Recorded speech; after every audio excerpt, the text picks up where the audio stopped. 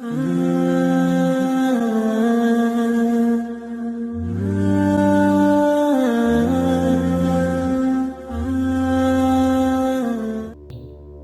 بیوی کو چاہیے کہ ہم بستری کے دوران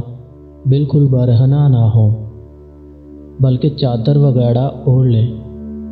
کیونکہ رسول اللہ صلی اللہ علیہ وآلہ وسلم نے ارشاد فرمایا کہ وحشی جانوروں کی طرح ننگے نہ ہوں۔ ننگے ہو کر بیوی سے مباشرت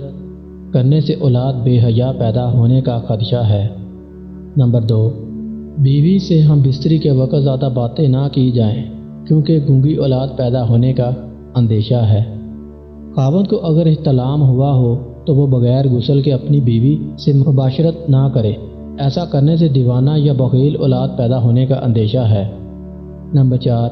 ہم بستری سے فراغت کے بعد میاں اور بیوی دونوں کو چاہیے کہ وہ پیشاب کر لیں، نہیں تو کسی لا علاج مرض میں مبتلا ہونے کا اندیشہ ہے۔ نمبر 5،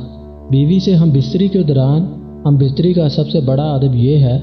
کہ وہ بیوی کی شرمگاہ کو نہ دیکھے، کیونکہ ایسا کرنے سے اندھی اولاد پیدا ہونے کا اندیشہ ہے۔ بیوی سے ہم بستری کے بہترین وقت شب کا آخری حصہ ہے،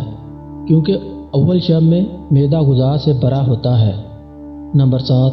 بیوی سے ہم بستری کے وقت اس بات کا خاص خیال رکھا جائے منہ قبلے کی طرف نہ ہو۔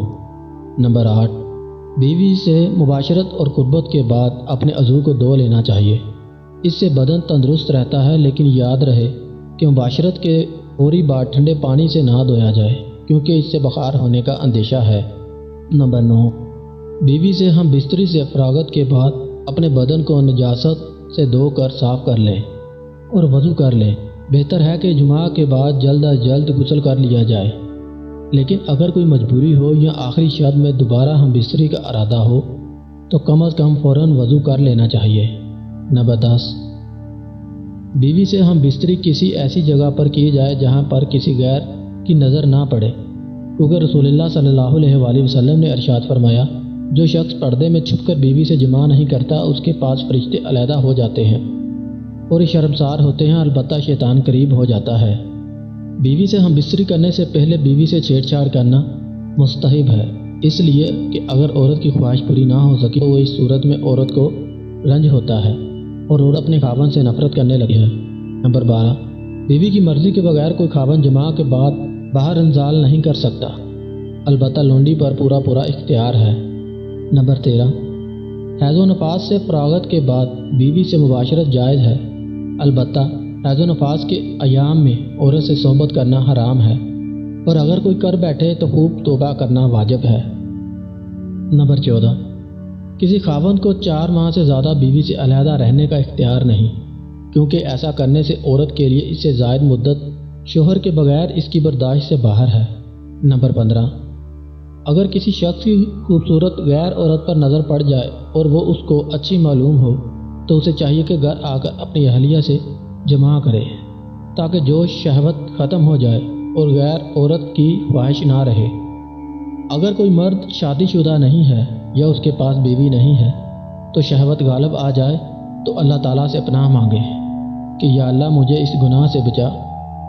اور مجھے اس شیطان سے جو کہ عورت کی شکل میں میرے سامنے آتا ہے۔ نمبر 16، کسی مرد عورت کے لیے جائز نہیں کہ جو باتیں راز کی مرد اور عورت کے درمیان ہوئی ہوں اس کا اظہار غیروں پر کرے،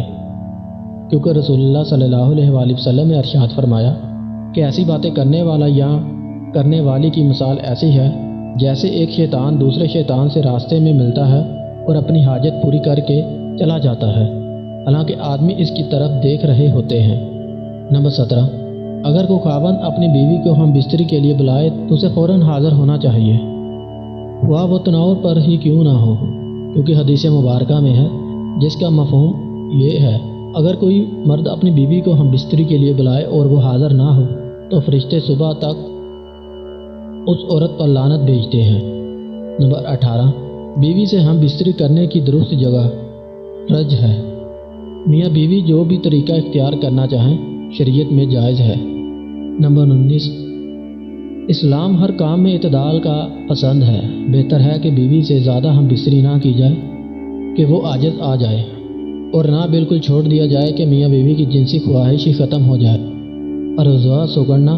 شروع ہو جائیں۔ نمبر 20، بیوی سے ہم بستری کرنے کا ایک اہم ادب یہ بھی ہے کہ جب تک دونوں کو فراغت اور اطمینان نہ ہو جائے الگ نہ ہوں۔ عورت کے فارغ ہونے سے پہلے الگ ہو جانا صحبت کے اعتبار سے بہتر نہیں ہے۔